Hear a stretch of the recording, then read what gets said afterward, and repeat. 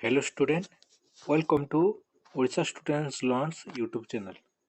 तो आज आम पढ़ा सप्तम श्रेणी भूगोल। षष्ठ श्रेणी तो तुम पढ़ी भूगोल कौन, ठीक से आज आम पढ़ा सप्तम श्रेणी भूगोल प्रथम पाठ। प्रथम पाठ रे अछि आम परिवेश।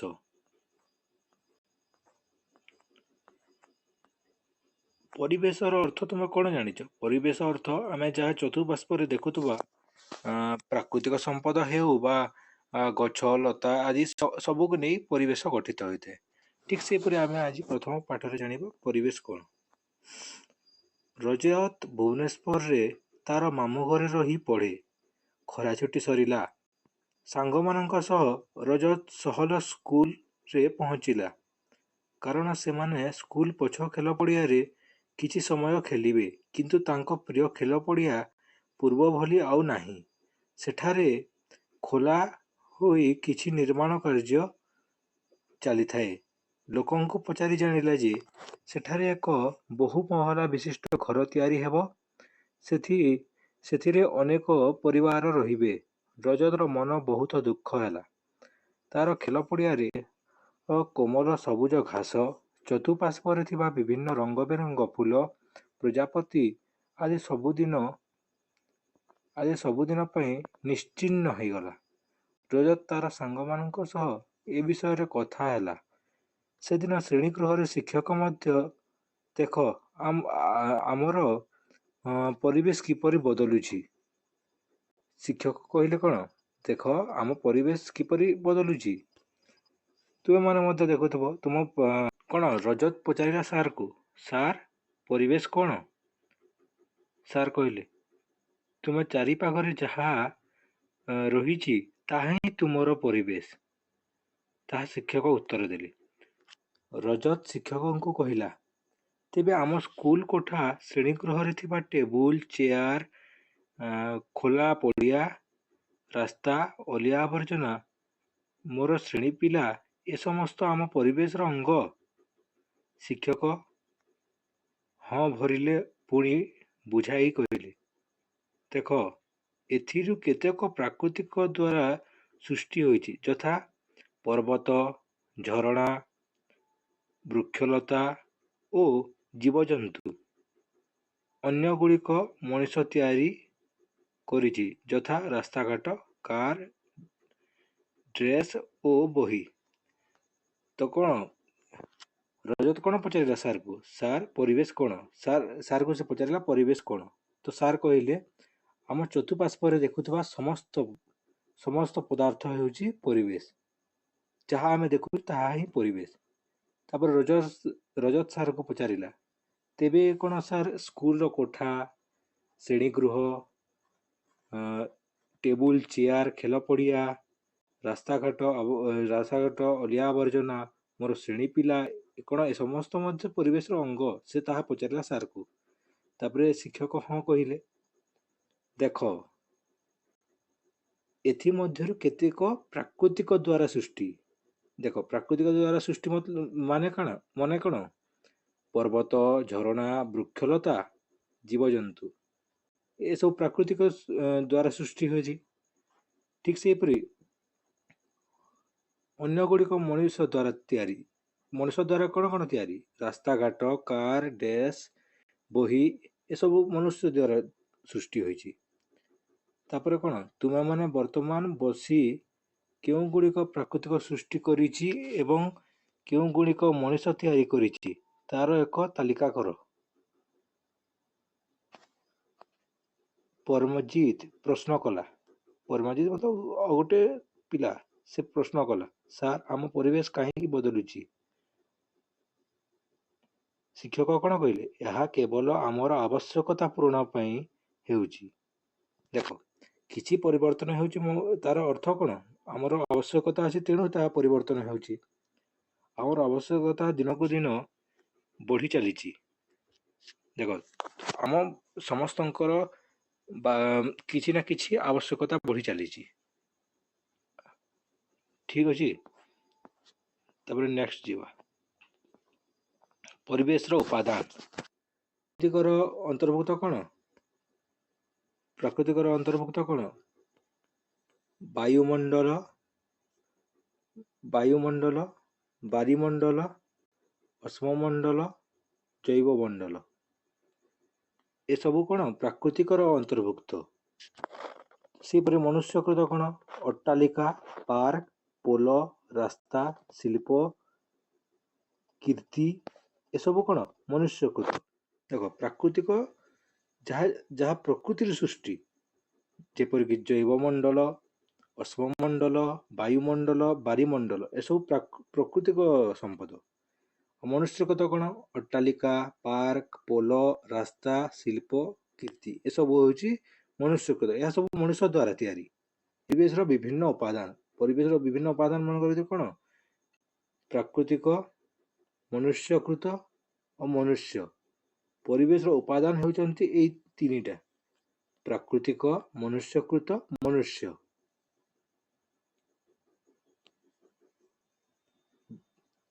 ମନୁଷ୍ୟରେ କ'ଣ? ବ୍ୟକ୍ତି ବିଶେଷ, ପରିବାର, ସଂଘ, ଧର୍ମ, ଶିକ୍ଷା, ଅର୍ଥନୀତି, ରାଜନୈତିକ ପରିସ୍ଥିତି ଏସବୁ ହେଉଛି ମନୁଷ୍ୟର ଅନ୍ତର୍ଭୁକ୍ତ। ସେହିପରି ଭୌତିକ ପରିବେଶ କ'ଣ?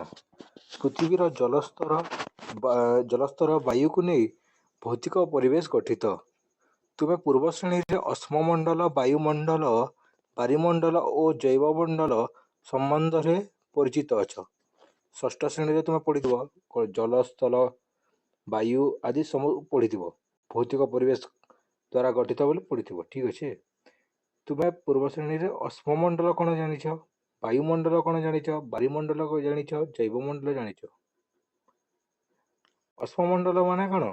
ଏଠାରେ ଅଛି ଦେଖ, ଅଶ୍ମମଣ୍ଡଳ ମାନେ ହେଉଛି ଏହା: ପୃଥିବୀରେ କଠିନ ଭୂତ୍ୱକ ବା ଶକ୍ତ ଉପରିଭାଗକୁ ଅଶ୍ମମଣ୍ଡଳ କୁହାଯାଏ।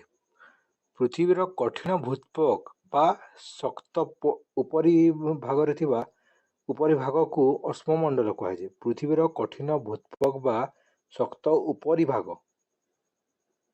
ତାହା ଉପରିଭାଗ ଯେଉଁ ଥାଏ ତାହାକୁ ଅଶ୍ମମଣ୍ଡଳ କୁହାଯାଏ। ଏହା ବିଭିନ୍ନ ଖଣିଜ ଦ୍ରବ୍ୟ ଶିଳାରେ ଗଠିତ। ମାଟି ତଳେ କ'ଣ ଅଛି? ଖଣିଜ ପଦାର୍ଥ ମଧ୍ୟ ଅଛି, ଶିଳା ମଧ୍ୟ ଅଛି, ମାଟି ସବୁ ଅଛି। ତ କ'ଣ ମାଟି ତଳେ ଅଛି? ଖଣିଜ ଦ୍ରବ୍ୟ ଶିଳାରେ ଗଠିତ। ଏହା ଉପରିଭାଗରେ ମୃତ୍ତିକା ଏକ ପତଳା ଆବରଣ ରହିଛି। ଦେଖ, ଖଣିଜ ପଦାର୍ଥର ଉପରେ ଏକ ପତଳା ଆବରଣ, ମୃତ୍ତିକାର ଏକ ପତଳା ଆବରଣ ରହିଛି। ପୃଥିବୀର ଉପରିଭାଗ ଅସମାନ। ପୃଥିବୀର ଉପରିଭାଗ କ'ଣ ସମାନ ଥୋଡ଼ି ଅଛି? ଅସମାନ ଅଛି। ପର୍ବତ, ମାଳଭୂମି, ସମତଳ ଭୂମି, ଉପତ୍ୟକା ଆଦି ଭୂମିରୂପ ଯୋଗୁଁ ଭୂପୃଷ୍ଠ ଅସମାନ ହୋଇଥାଏ। କ'ଣ? ପର୍ବତ, ମାଳଭୂମି, ସମତଳ ଭୂମି, ଉପତ୍ୟକା ଆଦି ଭୂମିରୂପ ଯୋଗୁଁ ଏହା ଅସମତଳ ହୋଇଥାଏ। ଏହି ଭୂମିରୂପ ଉଭୟ ସ୍ଥଳଭାଗ ସମୁଦ୍ର ଶଯ୍ୟାରେ ରହିଛି। ଏହି ଭୂମିରୂପ କେଉଁଠାରେ ଅଛି? ସ୍ଥଳଭାଗ ଓ ସମୁଦ୍ର ଶଯ୍ୟାରେ ରହିଛି। ଦେଖ, ଏ ଚିତ୍ରରେ କ'ଣ ଅଛି? ବାରିମଣ୍ଡଳ, ବାୟୁମଣ୍ଡଳ, ଜୈବମଣ୍ଡଳ, ଅଶ୍ମମଣ୍ଡଳ ସବୁ ଅଛି। ଚାରିଟି ମଣ୍ଡଳର ଏକ ଡାଇଗ୍ରାମ, ଏକ ଫଟୋରେ ତାହା ବୁଝାଯାଇଛି।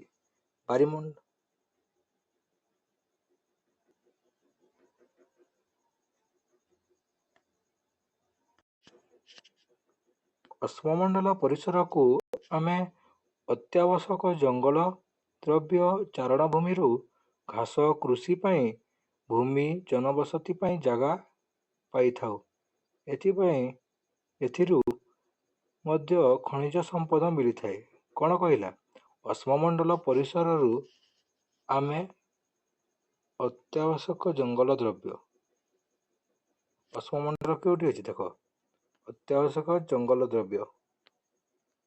ଦ୍ରବ୍ୟ ଆଦି ପାଇଥାଉ। ଘାସ, କୃଷି ପାଇଁ ଭୂମି, ଜନବସତି ପାଇଁ ଜାଗା ପାଇଥାଉ। ଏଥିପାଇଁ ମଧ୍ୟ ଖଣିଜ ସମ୍ପଦ ମିଳିଥାଏ। ଏଥିରୁ ମଧ୍ୟ ଖଣିଜ ସମ୍ପଦ ମିଳିଥାଏ। ପୃଥିବୀର ସମସ୍ତ ଜଳରାଶିକୁ ବାରିମଣ୍ଡଳ କୁହାଯାଏ। କ'ଣ ଏଇ ଜଳରାଶିକୁ ବାୟୁମଣ୍ଡଳ କୁହାଯାଏ।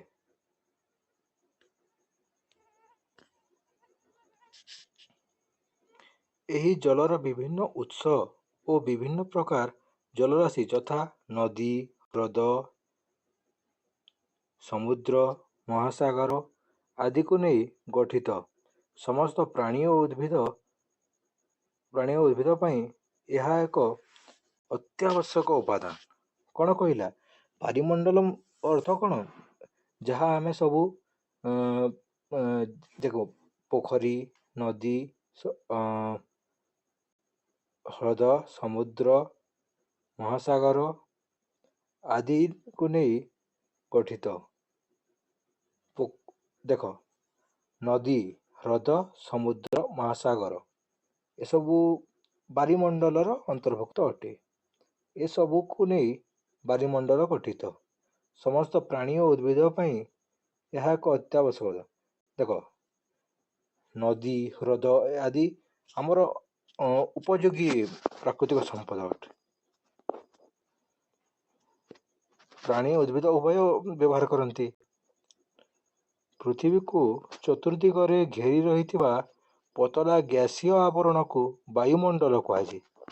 ଦେଖ ବାୟୁମଣ୍ଡଳ ପୃଥିବୀକୁ ଏକ ଗ୍ୟାସୀୟ ପତଳା ଆବରଣକୁ ବାୟୁମଣ୍ଡଳ କୁହାଯାଏ। ପୃଥିବୀରେ ମାଧ୍ୟାକର୍ଷଣ ଯୋଗୁଁ ଏହା ପୃଥିବୀକୁ ଲାଗି ରହିଛି।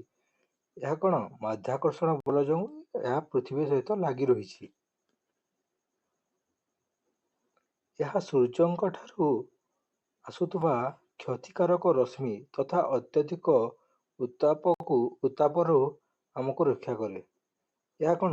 ସୂର୍ଯ୍ୟଙ୍କ ଠାରୁ ଆସୁଥିବା କ୍ଷତିକାରକ ରଶ୍ମି ଠାରୁ ଆମକୁ ରକ୍ଷା କରେ। ଏହା ଏକ ଆବରଣ ରହିଛି ଯାହାକି ଆମର ପରିବେଶକୁ ଆମର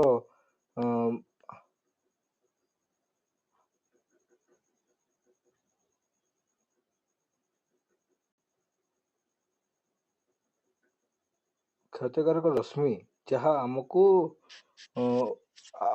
ଆମକୁ ତାଠାରୁ ରକ୍ଷା କରିଥାଏ। ବିଭିନ୍ନ ଗ୍ୟାସ୍, ଧୂଳିକଣା, ଜଳୀୟ ବାଷ୍ପକୁ ନେଇ ବାୟୁମଣ୍ଡଳ ଗଠିତ। କ'ଣ କହିଲା? ଗ୍ୟାସ୍, ଧୂଳିକଣା, ଜଳୀୟ ବାଷ୍ପକୁ ନେଇ ବାୟୁମଣ୍ଡଳ ଗଠିତ। ବାୟୁମଣ୍ଡଳର ପରିବର୍ତ୍ତନ ଯୋଗୁଁ ପାଣିପାଗ ଜଳବାୟୁରେ ପରିବର୍ତ୍ତନ ଘଟିଥାଏ। ଉଭୟ ପ୍ରାଣୀ ଉଦ୍ଭିଦକୁ ନେଇ ଜୈବମଣ୍ଡଳ ଗଠିତ। ଏହା ଅଶ୍ମମଣ୍ଡଳ, ବାୟୁମଣ୍ଡଳ ଓ ବାୟୁମଣ୍ଡଳର ଅନ୍ତର୍ଗତ ପାରସ୍ପରିକ ସମ୍ବନ୍ଧ ଥିବା ତଥା ଜୀବନ ଧାରଣ ପାଇଁ ଆବଶ୍ୟକ ଉପାଦାନ ତଥା ପତଳା ସ୍ତରକୁ ବୁଝାଏ। କ'ଣ କହିଲା? ଦେଖ ବାୟୁମଣ୍ଡଳର ଅର୍ଥ କ'ଣ? ଯାହା ଏକ ପତଳା ଆବରଣ ଯାହା ଆମ ପୃଥିବୀକୁ ଲାଗି ରହିଛି, ଯାହାକି ସୂର୍ଯ୍ୟଙ୍କର କ୍ଷତିକାରକ ରଶ୍ମିକୁ ମଧ୍ୟ ସୂର୍ଯ୍ୟଙ୍କ କ୍ଷତିକାରକ ରଶ୍ମି ଠାରୁ ଆମ ପୃଥିବୀକୁ ରକ୍ଷା କରୁଛି ସେହି ବାୟୁମଣ୍ଡଳର ସେହି ଆବରଣ। ବାୟୁମଣ୍ଡଳ କ'ଣ? ବାୟୁମଣ୍ଡଳ ଯେପରିକି ହ୍ରଦ, ସମୁଦ୍ର, ମହାସାଗର ଆଦିକୁ ବାୟୁମଣ୍ଡଳ କୁହାଯାଏ। ଅଶ୍ମମଣ୍ଡଳ କ'ଣ? ଅଶ୍ମମଣ୍ଡଳ ହେଉଛି କ'ଣ? ଦେଖ ଜଙ୍ଗଲ ଦ୍ରବ୍ୟ ଯାହାକି ଆମେ ପ୍ରାକୃତିକ ସମ୍ପଦ, ଜଙ୍ଗଲ ଦ୍ରବ୍ୟ, ଚାରଣ ଭୂମି, ଘାସ ଆଦି କୃଷିକୁ ଉପଯୋଗ କରି ଯାହା ଆମକୁ ବ୍ୟବହାରରେ ଆସିଥାଏ ତାହାକୁ ଅଶ୍ମମଣ୍ଡଳ କୁହାଯାଏ।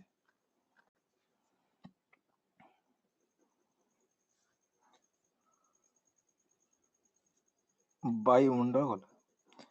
ଜୈବମଣ୍ଡଳ ହେଉଛି ଉଭୟ ପ୍ରାଣୀ ଓ ଉଦ୍ଭିଦଙ୍କୁ ନେଇ ଜୈବମଣ୍ଡଳ ଗଠିତ। ଉଭୟ ପ୍ରାଣୀ ଓ ଉଦ୍ଭିଦଙ୍କୁ ନେଇ କ'ଣ? ଜୈବମଣ୍ଡଳ ଗଠିତ। ଏହା ଅଶ୍ମମଣ୍ଡଳ ଓ ବାୟୁମଣ୍ଡଳର ଅନ୍ତର୍ଗତ ପାରସ୍ପରିକ ସମ୍ବନ୍ଧ ଥିବା ତଥା ଜୀବନ ଧାରଣ ପାଇଁ ଆବଶ୍ୟକ ଉପାଦାନ ଥିବା ପତଳା ସ୍ତରକୁ ବୁଝାଏ। ଏହି ଜୈବମଣ୍ଡଳ এই ତିନୋଟି ବାୟୁମଣ୍ଡଳ, ବାରିମଣ୍ଡଳ ଓ ଅଶ୍ମମଣ୍ଡଳକୁ ନେଇ ଗଠିତ। ବୋଲେ ତା ଅନ୍ତର୍ଗତକୁ ନେଇ ଜୀବନ ଧାରଣ ପାଇଁ ଆବଶ୍ୟକ ଉପାଦାନ ଥିବା ପତଳା ସ୍ତରକୁ ବୁଝାଏ। ଠିକ୍ ଅଛି, ଆଜିର କ୍ଲାସ୍କୁ ଏଠାରେ ରଖିବା। କାଲି ଭିଡ଼ିଓ ଭଲ ଲାଗିଥିଲେ ଭିଡ଼ିଓକୁ ଲାଇକ୍ କର, ଭିଡ଼ିଓ କେମିତି ଲାଗିଲା କମେଣ୍ଟ କର ଏବଂ ସବସ୍କ୍ରାଇବ୍ କର। ଧନ୍ୟବାଦ।